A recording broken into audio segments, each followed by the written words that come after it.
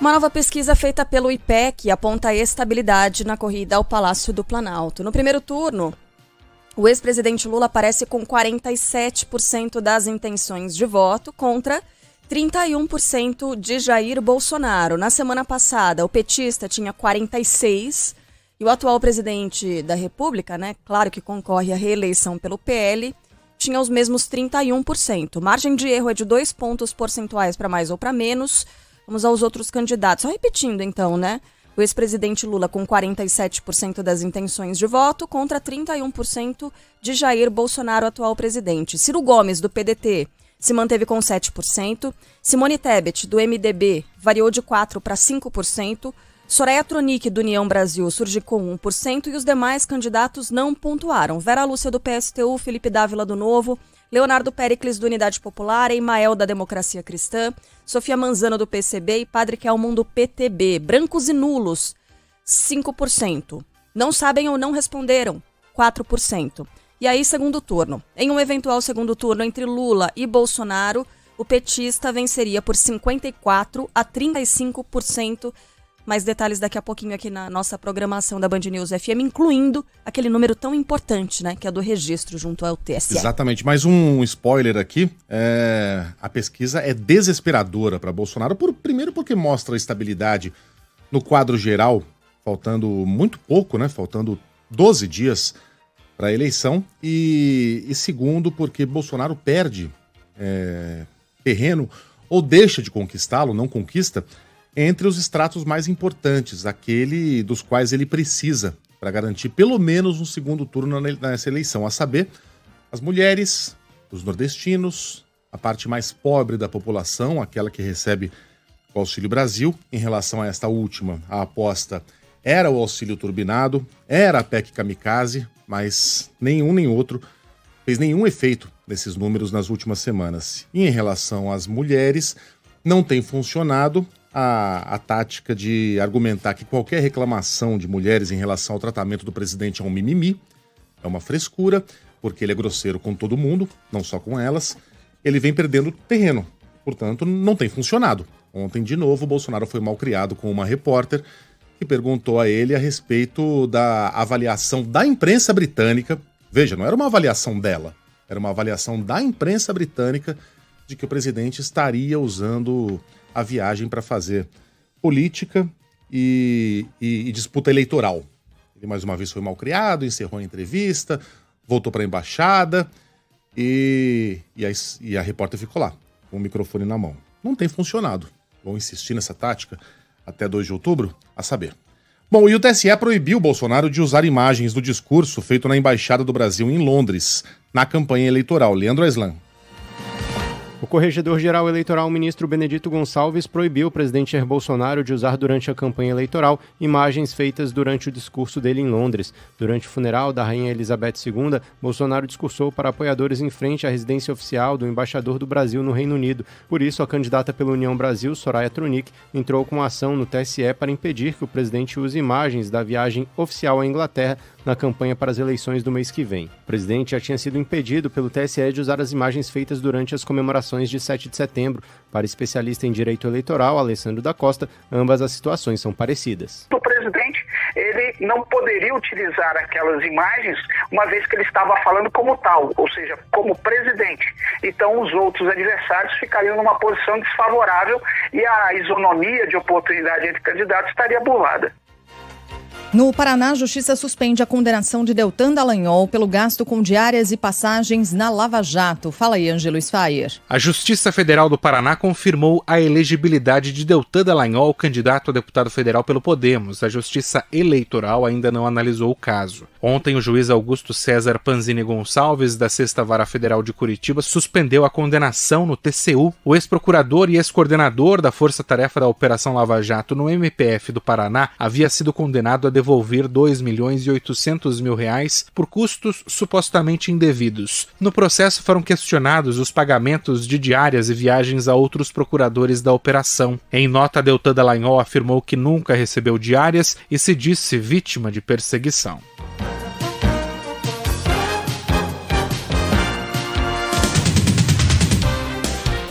Hoje é dia de Assembleia Geral da ONU, em Nova York. 193 líderes mundiais são esperados no evento anual.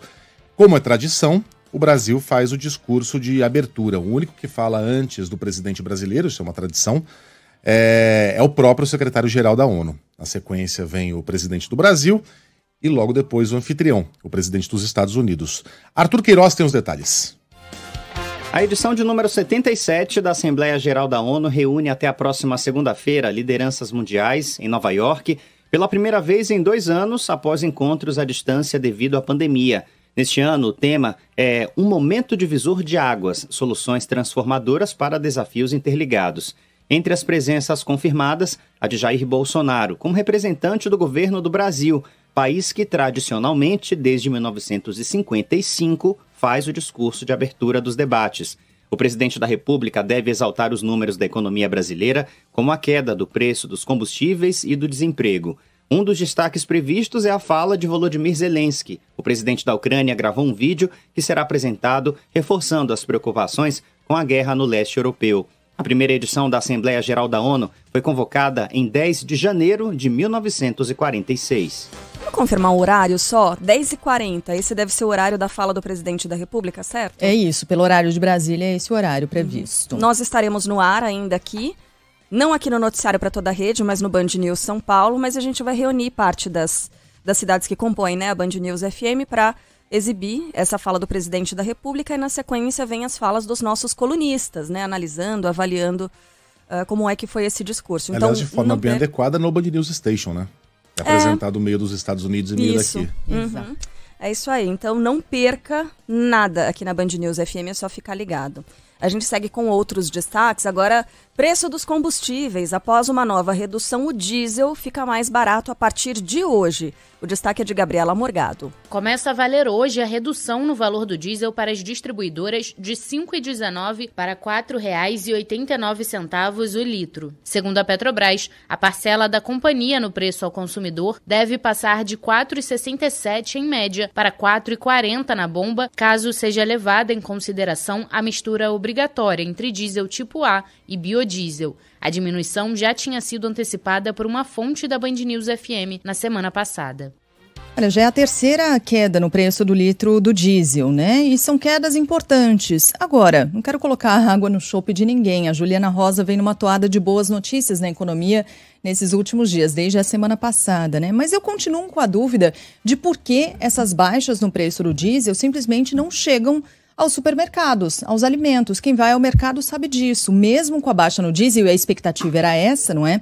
Já que todos os alimentos praticamente são transportados por caminhões que dependem do diesel, não teve essa baixa, não chegou essa baixa. Também é evidente que o preço do alimento é composto por outros elementos, outros fatores e tal, não apenas o preço do combustível que impacta o frete e tal. Mas, minha gente, quando vai chegar no supermercado? Quando essa baixa chega nos alimentos? Porque até agora ainda não chegou, não. Impressionante. Vamos ver se a gente questiona a Juliana a respeito desse assunto mais tarde. Bom, e ainda na página econômica, hoje começa a reunião do Copom, né, que tradicionalmente acontece às terças e quartas, mas de semanas alternadas, obviamente. E a expectativa é que a Selic seja mantida em 13,75%. A inflação caiu, né? A expectativa da inflação de acordo com o Boletim Focus, para este ano era de 7,15% e 6% é a nova estimativa. Então, poderia, eventualmente, haver espaço para uma redução na taxa de juros, mas a maioria dos economistas acredita, 41 entre 50 instituições financeiras consultados pelo Focus, acreditam que não, que o Banco Central não vai baixar a guarda e vai manter muito alta a taxa básica de juros para evitar um retorno da inflação de 2 dígitos. Vamos agora a Minas Gerais. Só lembrando, claro. A nova Selic ou a mesma Selic será definida amanhã. A reunião começa hoje, a definição é amanhã. Quarta-feira, sempre às quartas. Perdão, Carinha. Bom, em Minas Gerais, aquela faxineira agredida enquanto lavava a calçada é ouvida pela Polícia Civil e a gente tem mais informações agora chegando com a Luciana Viana. É identificado pela Polícia Civil o homem que agrediu uma faxineira em frente ao prédio onde ela trabalha, no bairro de Lourdes, região centro-sul de Belo Horizonte. Porém, de acordo com a corporação, o nome do agressor não será divulgado. Acompanhada do filho e de um advogado, Lenir G. Alves, de 50 anos, foi a uma delegacia para fazer uma representação criminal contra o homem que a agrediu. Sem dormir direito, sem comer, né, assustada, deprimida, e chegar aqui hoje foi muito difícil, né, porque eu nunca passei, né, por esse momento aqui, nunca imaginei que eu ia ter que chegar na delegacia, né, por causa de uma agressão. Imagens de câmeras de segurança flagraram o momento em que o homem toma a mangueira da mão da faxineira e começa a agredi-la, jogando jatos de água no rosto dela. A rede de emagrecimento Magras, por meio de nota, afirma que não tem mais vínculo com o suspeito que era sócio e que as medidas burocráticas cabíveis já estão sendo tomadas. Trauma sem tamanho, né? Dinha tá ali e tendo de se submeter a isso, tendo de ir até uma delegacia nessas circunstâncias em que ela tá tão abalada, com toda a razão, porque foi um covardão, covarde agora identificado, mas tadinha, ela falando, não consigo dormir, tô me sentindo deprimida, por causa de um imbecil como esse, como a gente tá vendo novamente nessas imagens, né? A razão era porque ela tava lavando a calçada. Ela trabalha num condomínio, ela tava cumprindo ordens. Se o zelador manda a funcionária lavar a calçada, ela vai lá e lava a calçada. Ela não vai falar, não vou lavar a calçada porque eu quero economizar água. Ela vai ser demitida. Bom, primeiro que nada justifica, né, Megali? Nada justifica essa reação, né? Não, claro, eu ia chegar lá. Nada, absolutamente nada. Nada. Nem que ela estivesse jogando água pra cima, brincando com os filhos com a água. Não há nada que justifique uma ação desse tipo, de uma besta fera dessas. Que não, por acaso, agride uma mulher, né? Não pensa duas vezes antes de, ao lado do seu cão, como eu disse antes, um animal irracional, e ao lado um cãozinho, não tem nada a ver com isso, agredindo uma mulher, um covarde. E a Carla falava fora do ar como é doído, né? Ser agredido, especialmente ser agredido injustamente. O sentimento de injustiça, de impotência, é uma coisa muito, muito forte. Toda a nossa força, toda a nossa solidariedade a essa profissional, essa brasileira que teve o azar de encontrar com essa besta fera no caminho. E todo o nosso desejo de que esse assunto tem um desfecho rápido, com consequências na medida do que aconteceu. Isso. Né? Dentro da lei. Dentro da lei, que a lei seja humana. aplicada contra esse imbecil. Para além disso, será que o entorno dele deve reagir de alguma forma? Ou será que ele deve ser conhecido, né? A gente pode ir atrás dessa apuração, saber quem é exatamente essa pessoa, qual é o perfil dele, porque em geral, quando a gente exibe aqui imagens de violência, vocês se lembram daquela situação de Ilhéus, né? Que era um homem agredindo a ex-namorada ou namorada, se não me engano. Era uma cena muito, muito forte. E a gente foi atrás do histórico dele, tinha agressão contra a mãe, agressão contra outras mulheres. Então não é um caso isolado, como o pessoal costuma dizer, né? Não, faz parte de todo um contexto de violência de uma pessoa que não se enquadra muito bem nessa vida em sociedade, né? A gente pode ir atrás disso para saber se esse homem tem algum outro histórico e como é que vai reagir o entorno dele, porque quando esses casos ganham bastante repercussão, lembra que a gente já discutiu aqui faz muito tempo, foi logo no começo desse trio aqui, que foi a história do... como é que é? Engenheiro muito melhor do que você. Lembra quando vazou essa história? Verdade. Cidadão não, engenheiro formado muito melhor que você. Muito melhor que você. E aí naquela época, o engenheiro formado muito melhor que você, ele sofreu represálias, acho que foi demitido, né, se não me engano. Não surgiram informações. Foi exatamente isso. A gente até teve uma discussão se essa era a proporção, se não era e tal.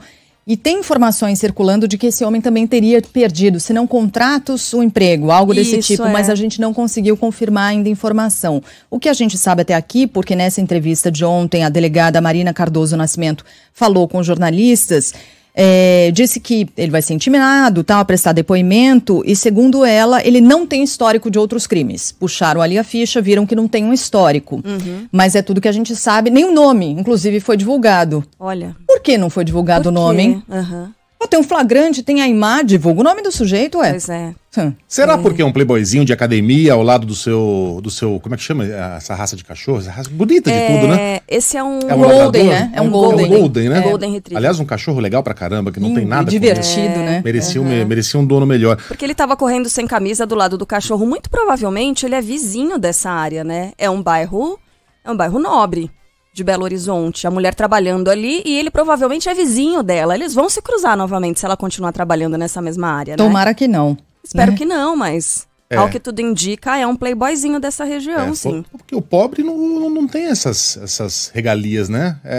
Esses meandros da lei não se aplicam ao pobre. O cara tem a cabeça levantada, é obrigado a ficar ali de frente para todos os repórteres, o nome é divulgado na hora, o cara é chamado de vagabundo, leva tapa na nuca. E só lembrando, era uma mulher defendendo o marido na época da pandemia, do isolamento. Esses dois aí parece que se recusavam a cumprir alguma determinação e ela se referia a um fiscal quando dizia que era muito melhor que ele. Perdeu o emprego, foi a última informação que a gente teve. Foi demitida de uma companhia do setor de energia para onde trabalhava. Bom, seguindo aqui com outros destaques, ainda em Minas Gerais, a Polícia Civil investiga o desaparecimento de uma criança que foi encontrada morta. Na sequência, as informações chegam agora com Bruna Vale. O Ministério Público de Minas Gerais realiza uma oitiva informal do adolescente de 16 anos que foi apreendido em flagrante, suspeito de matar uma criança de 11 anos em Cachoeira de Pagel, no Vale do Jequitinhonha. O jovem prestou depoimento acompanhado da mãe. O órgão ofereceu representação contra ele pelos crimes de estupro de vulnerável e homicídio e apresentou parecer favorável pela internação provisória. A menina havia desaparecido no último sábado, o corpo foi encontrado nesse domingo. Em São Paulo, as atualizações do caso do ganhador da Mega Sena, assassinado em Hortolândia, no interior. Bruno Capozzi tem os detalhes. A Polícia Civil investiga uma conta bancária jurídica para onde pode ter sido transferida a parte do dinheiro de Jonas Lucas Alves Dias, ganhador de 47 milhões de reais na Mega Sena em 2020, encontrado morto na última quarta-feira em Hortolândia, interior paulista. A polícia confirmou que fazem parte das investigações agora áudios enviados por Jonas ao gerente do banco dele no momento em que a vítima estava sob poder dos criminosos. Ele solicitou a transferência de 3 milhões de reais da própria conta bancária. De acordo com a Polícia Civil, o crime foi cometido por 4 pessoas. 2 são procuradas e 2 estão presas. A polícia já sabe que parte do dinheiro transferido da conta de Jonas pelos outros suspeitos foi para a conta de uma mulher que já está detida. Agora, a investigação trabalha para confirmar que o restante do dinheiro foi depositado na conta de uma empresa.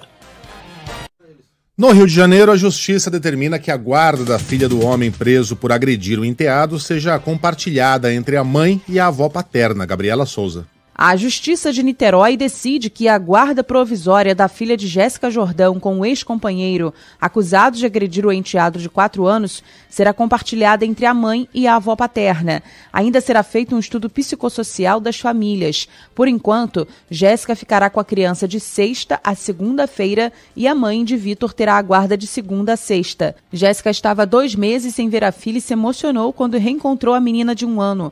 Ela afirma que sofreu violência doméstica por parte de Vitor Poçobon e que fugiu de casa depois de não aguentar mais as agressões, mas acabou precisando deixar a filha com o pai. O homem foi flagrado em imagens de câmeras de segurança sufocando o enteado. A Justiça nega mais um recurso e mantém a prisão do ex-PM Rony Lessa, acusado de envolvimento na morte da vereadora Marielle Franco e do motorista Anderson Gomes.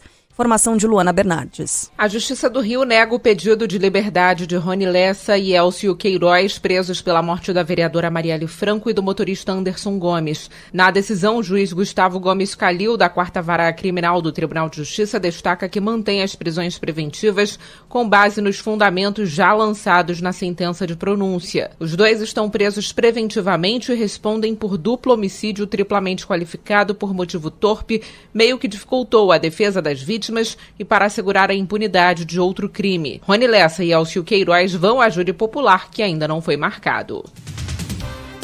O Congresso Nacional pode usar a verba do orçamento secreto para financiar o piso nacional da enfermagem. Natália Pazzi vai contar pra gente. Líderes do Senado devem se reunir novamente na próxima quinta-feira para continuar debatendo possíveis fontes de financiamento do piso salarial da enfermagem. Nesta segunda-feira, foi ventilada a possibilidade de utilização de verbas do orçamento secreto. Projetos envolvendo remanejamento de outros recursos orçamentários e repatriação de recursos também estão na mira dos senadores. Na semana passada, o Supremo Tribunal Federal manteve suspensa a efetivação do piso. A partir disso, o Congresso Nacional começou a se movimentar para apresentar projetos que garantam fonte de custeio a estados, municípios, hospitais filantrópicos e privados. A gente está aqui com várias dúvidas em relação a essa possibilidade ventilada por alguns líderes no Congresso Nacional, porque, veja só, o piso nacional da enfermagem é algo que fica, é perene. É um negócio. E como é que você transforma o orçamento secreto em orçamento para valer? Porque isso aí precisa estar formalizado dentro de um orçamento.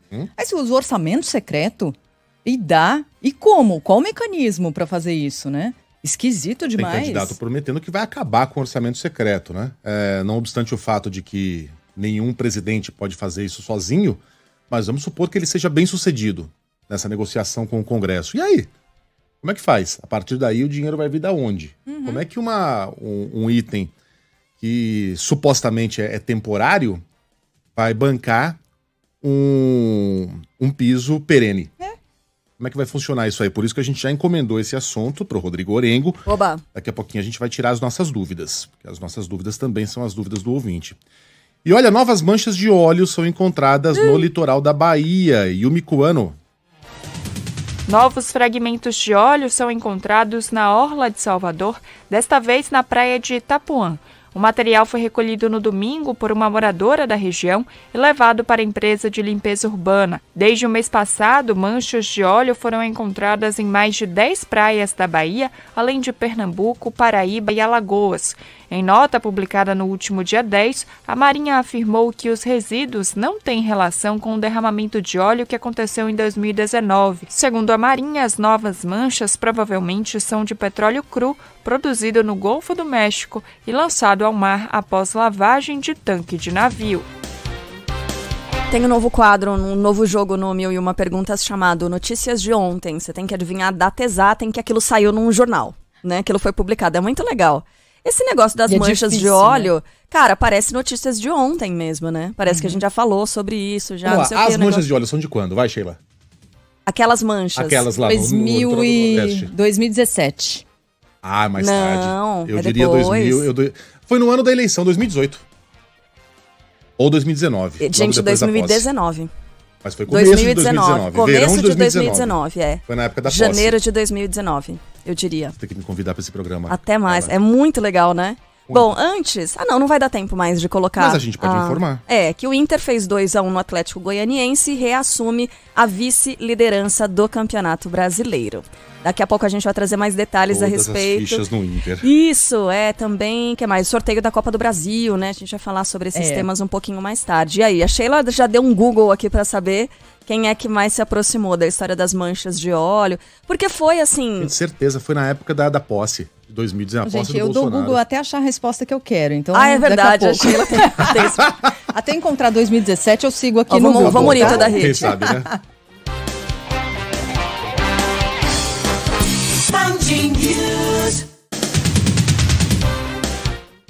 Acabou!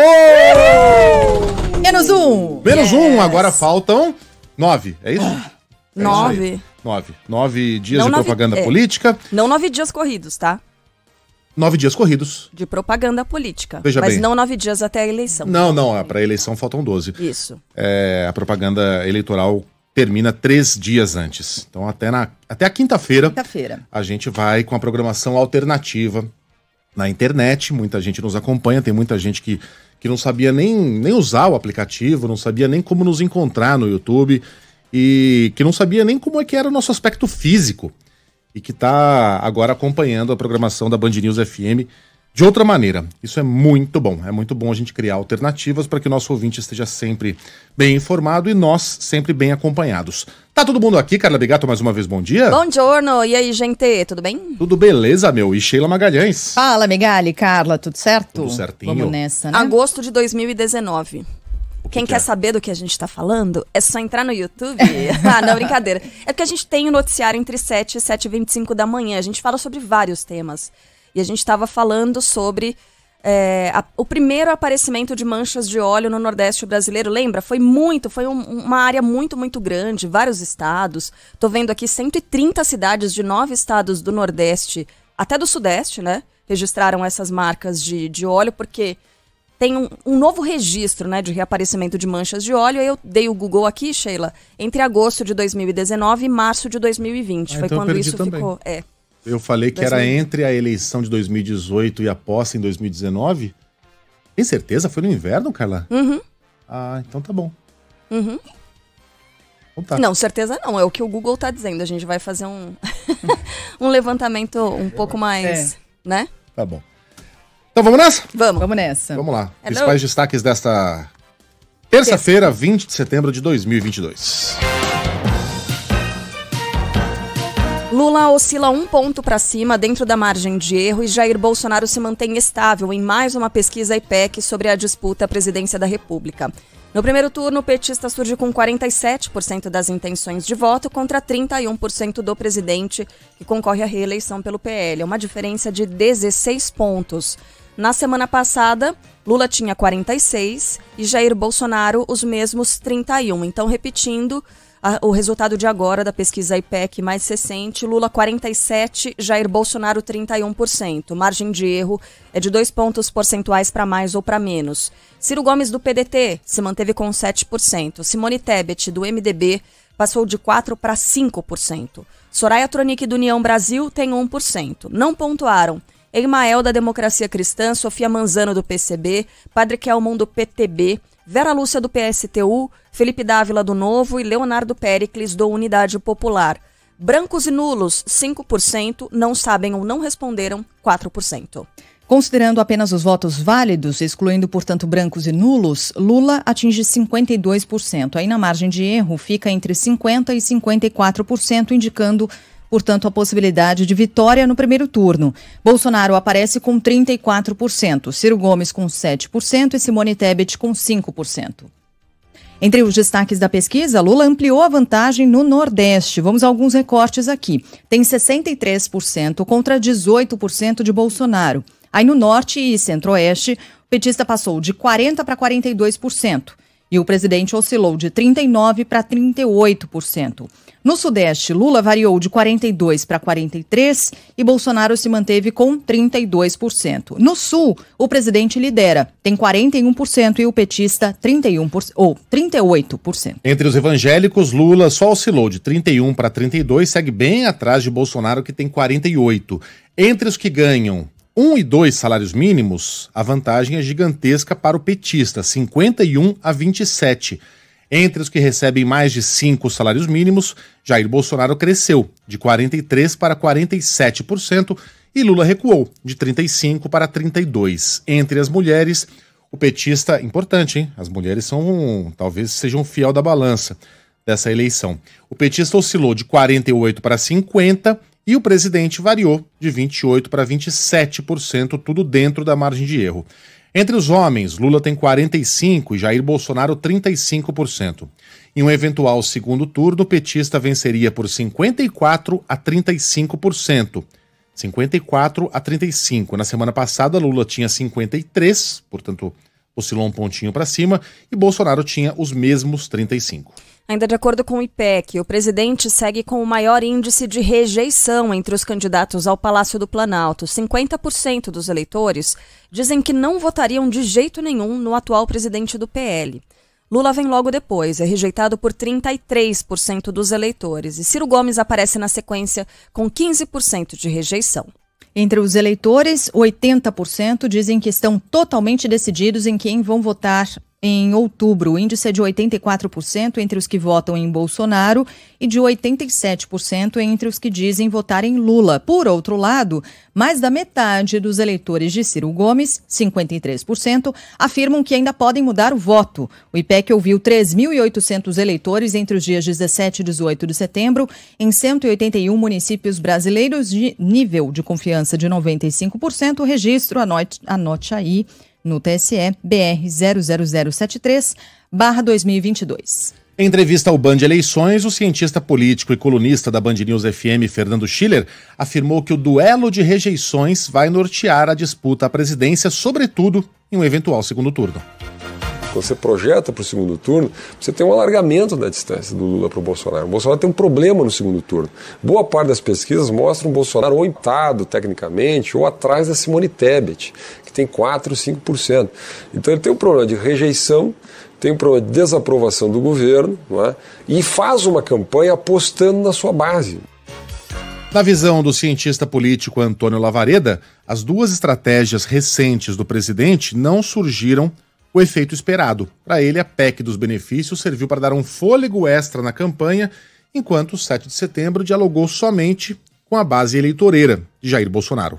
O 7 de setembro foi a produção de evidências para o Datapovo, para que os seguidores de Jair Bolsonaro continuem acreditando na viabilidade eleitoral do presidente. Agora é natural que com o passar do tempo isso foi se diluindo, decantando, e hoje, de fato, o 7 de setembro está muito lá para trás. Não tem mais nenhum efeito nem terá daqui para frente. E eu acho que na mesma prateleira, Sheila, Carla, do 7 de setembro, está o comportamento do presidente e de seus apoiadores em Londres durante o funeral da Rainha Elizabeth II. Para quem não sabe, houve uma série de manifestações barulhentas, inclusive vários londrinos foram lá puxar a orelha dos brasileiros que cantavam, gritavam, atacavam os jornalistas que estavam lá trabalhando, enfim, aquela bagunça que a gente conhece.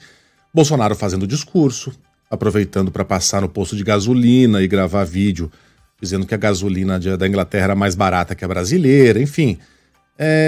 Não cumprindo aquele protocolo que não era oficial, mas que era esperado dos chefes de Estado presentes, de usarem aquela viagem apenas, então, somente para prestarem as suas condolências e as suas homenagens à Rainha Elizabeth II.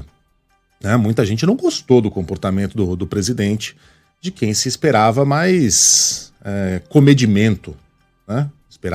Esperava-se que os chefes de Estado ali se recolhessem nas suas embaixadas e silenciosamente participassem das cerimônias fúnebres e depois retornassem, silêncio, com um respeito obsequioso também, a seus países. A viagem do presidente brasileiro foi marcada por muito barulho, muita confusão, muitas cenas vergonhosas mesmo, de brasileiros dizendo a britânicos que fossem morar na Venezuela, enfim, essas coisas que a gente está acostumado a ver por aqui. Eu, sinceramente, aquilo a gente vê nas redes sociais, que a porção mais sectária do presidente bate palma, vai à loucura, dá cambalhota de felicidade, acho o máximo. Mas eu não consigo imaginar um indeciso vendo aquilo e falando, olha, eu acho que é nessa que eu vou. Bacana isso que eu vi ali, o comportamento dos apoiadores do presidente, do próprio presidente, fazendo discurso, Silas Malafaia puxando o couro, enfim, uma bagunça. Mas enfim, pode ser uma estratégia de campanha ou pode ser o próprio presidente dando uma banana para a estratégia dos seus contratados. De qualquer maneira, até aqui não tem funcionado. Aguardemos os próximos números. A próxima grande pesquisa sai na quinta-feira, Datafolha dessa semana. Bem, e o presidente da República faz hoje o discurso de abertura da Assembleia Geral da ONU e deve exaltar os números da economia. A gente tem mais informações chegando com o Márcio Rocha. O presidente Jair Bolsonaro vai abrir a Assembleia Geral da ONU nesta terça-feira em Nova York, depois de participar do funeral da Rainha Elizabeth II em Londres. A expectativa é que ele use o evento para enaltecer feitos do governo e falar também do papel do Brasil no cenário mundial. Entre eles, o Brasil ser capaz de garantir a segurança alimentar global, usar a crise de gás natural para criticar países europeus que condenaram as políticas ambientais brasileiras e dizer que a economia brasileira se recuperou na pandemia da Covid-19. Em Londres, Bolsonaro se encontrou com o rei Charles e discursou para apoiadores em frente à residência oficial do embaixador brasileiro na capital do Reino Unido.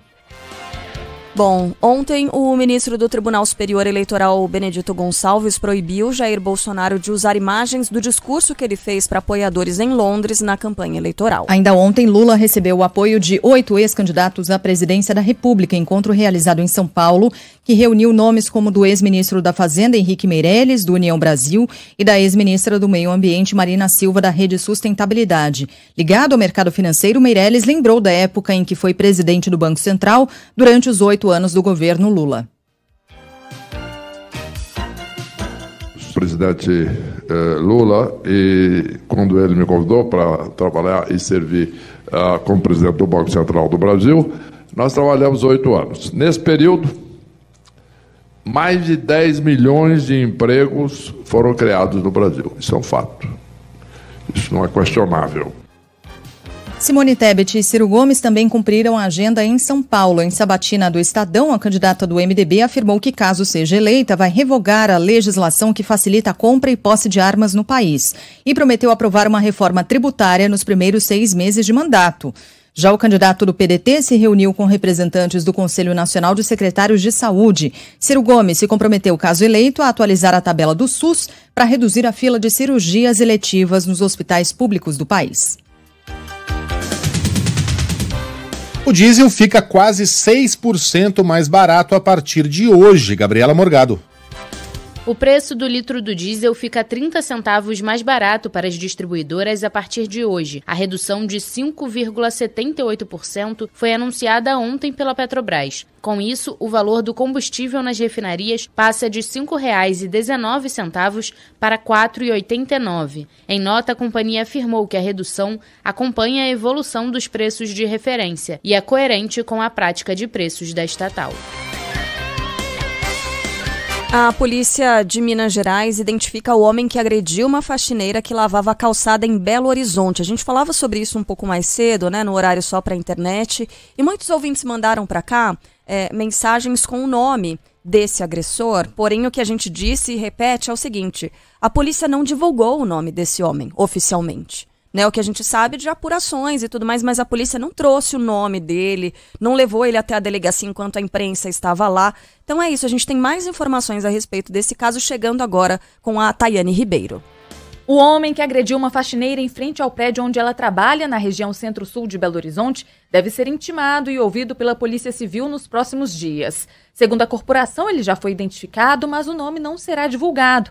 Nessa segunda, a vítima, Lenir G. Alves, foi a uma delegacia formalizar a denúncia da agressão e relatou ter medo de voltar ao trabalho. A gente fica com medo, né, sinceramente. Eu mesma, essa noite, fiquei assustada, sabe? Qualquer barulho me assustava, né? Dormi muito mal. A agressão ocorreu na última sexta. Imagens de câmeras de segurança flagraram o momento em que o homem que corria com o cachorro toma a mangueira da mão da faxineira e começa a agredi-la, jogando jatos de água no rosto dela. Lenirge teve ferimentos nos braços e joelho após cair no chão. Um covarde, né? A gente teve acesso aqui à nota enviada pela unidade ou pela rede Magras, com quem este homem, né, que não teve o nome oficialmente divulgado, com quem ele tinha uma relação de trabalho, não é nenhuma relação estabelecida não, é como um franqueado, diz essa nota. A rede, diz a nota, teve ciência da situação que envolveu um franqueado da cidade de Belo Horizonte. A pessoa que aparece nos vídeos que circulam nas redes não é funcionário da rede Magras, mas sim um franqueado. As medidas cabíveis já estão sendo adotadas em relação a esse franqueado. Viemos, por meio desta nota, esclarecer que nossa rede, sendo uma empresa que trabalha em prol do bem-estar e autoestima das pessoas, não compactua com o comportamento do franqueado e que repudiamos, diz na nota, qualquer atitude de violência física ou psicológica contra as mulheres. Fechando aqui as aspas dessa nota enviada pela empresa. O Ministério Público do Paraná vai apurar o desfile cívico que mostrou crianças negras como escravas. Ângelo Sfayer. A Prefeitura de Piraí do Sul, a quase 200 quilômetros de Curitiba, rebateu ontem as acusações de racismo durante um desfile em comemoração ao bicentenário da independência do Brasil. Uma das escolas do município usou representações de correntes em crianças negras para fazer referência ao período pré-colonial e colonial brasileiro. O desfile aconteceu domingo e as imagens foram reproduzidas pela Prefeitura de Piraí do Sul nas redes sociais. Em nota, a administração municipal diz que, abre aspas, em momento algum o ato ficou caracterizado como ofensa aos negros, nem se destinou a qualquer desrespeito à dignidade humana, fecha aspas. O Ministério Público do Paraná apura o episódio e a Prefeitura terá que prestar esclarecimentos à promotoria. Explicando como é que o figurino, né, desse desfile, tem um carro ali que faz às vezes de, sei lá, uma espécie de navio, uma caravela. Parece ser uma caravela, Parece ser uma caravela. Talvez a representação aí seja um navio negreiro. Tem até o símbolo lá a coroa portuguesa. E aí há alguns senhores, sei lá, como é que se chama isso? Não são senhores feudais, porque a gente está no navio, mas tem lá os portugueses, vestidos com as vestes e tal, e atrás as crianças acorrentadas, com corrente no pescoço, corrente na perna. não me parece uma cena muito adequada. Que isso, Um desfile envolvendo crianças. Mas nós queremos ser historicamente objetivos. A escravidão no Brasil envolveu a população, né? Pera um pouquinho, né, gente? Primeiro que não é legal você acorrentar crianças, nem que seja em nome de uma representação artística. E segundo, que não há uma necessidade de uma objetividade histórica, né? Quando tudo que você está fazendo ali é humilhar essas crianças que já têm tanta dificuldade, né?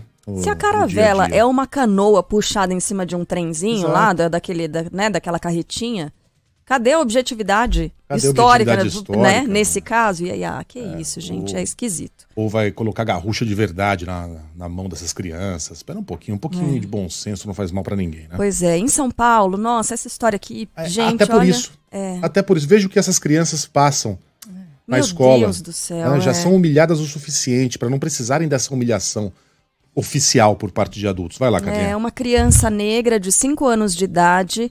Isso aqui é de cortar o coração, nossa, é de fechar a garganta, né? Dar um nó na garganta. Criança negra de 5 anos de idade pergunta à mãe se um dia vai se tornar branca.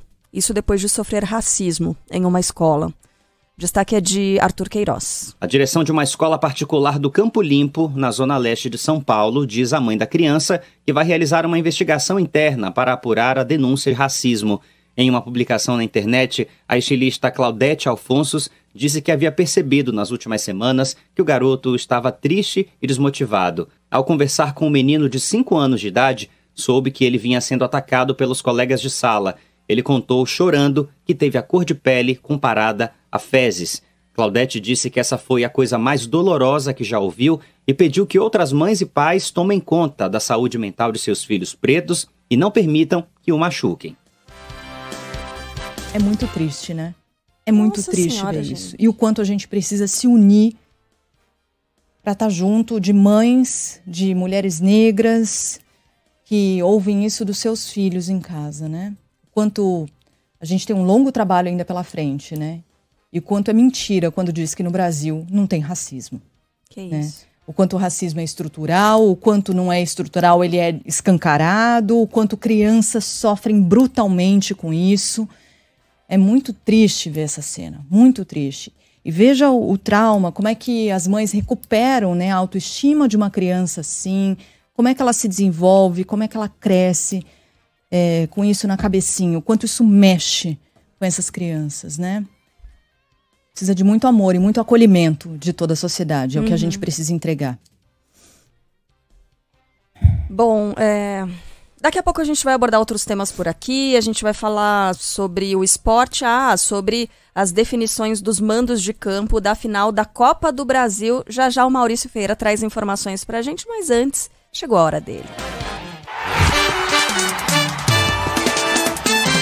Futebol, com Milton Neves. Oferecimento Perdigão. Manda brasa com Perdigão na brasa. Casa do Construtor. Aluguel de equipamentos. Ligue 0800 200 0217. E Sicredi. Conheça a primeira instituição financeira cooperativa do Brasil. Sicredi. Gente que coopera, cresce.